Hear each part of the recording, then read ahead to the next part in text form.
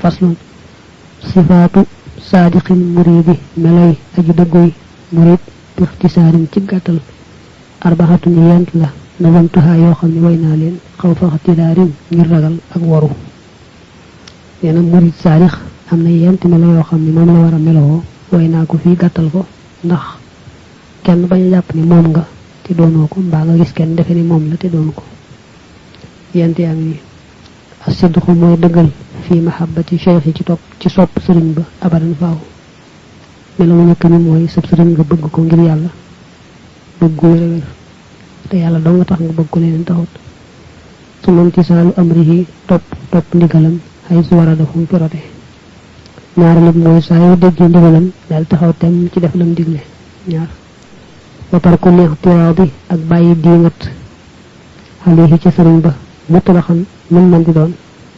wala di baatinin ak doonte ci biir la fiimaa ci la nga xam ne xadarawaw ñett li nañ ko mu ne ñetteel ba nag mooy sëriñ bi nga bañ koo diingat ci genn wet lu mu néew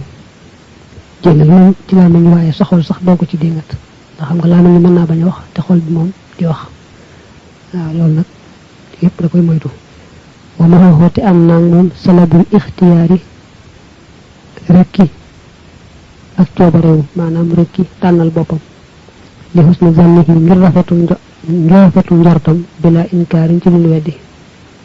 nee na nag bi ci des nag mooy doo tànnal sa bopp dara defe ne lii moo gën ci yow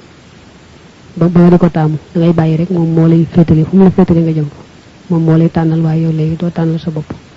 da ngay rafet ci moom njort ba mu la tànnaloon nga jàpp ne lu yaa gën ci yow fa kullu man képp koo xam ne jamaxa boole na haadihi sifaati yi lay melo minal muridina ci taalibe yi te yuddi ko dana jot ak siqaati ña ñuy dagarloo nee na yanti melo yi dafa jafe boole waaye ku ko boole ci taalibe yi rek xamal ne fa ñu baax ñu àggan dana fa àgg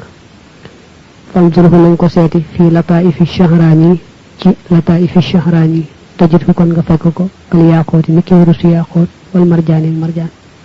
nee mën nga koo seeti moom it ci téereb alimaamu shahraani bi ñuy wax lataif